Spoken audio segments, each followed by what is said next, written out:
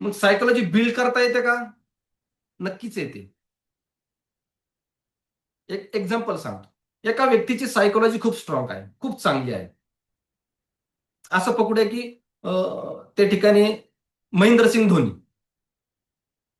माहित असेल सर्वांना, की प्रेशर येत नाही. पहा, शेवटच्या बॉलला 6 रन जरी लागत असतील ना, तर त्याच्या चेहऱ्यावरून दिसत नाही.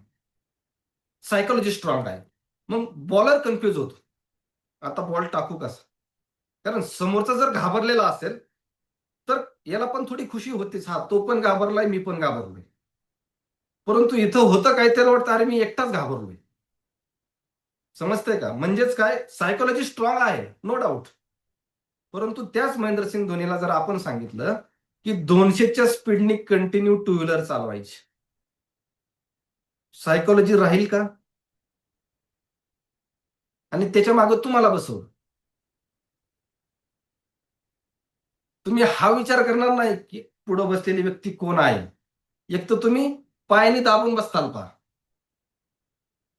आणि तो बोलायला लागला तरी तुम्ही बोलणार नाही, बोलू नको बा, पुढं पहा. का?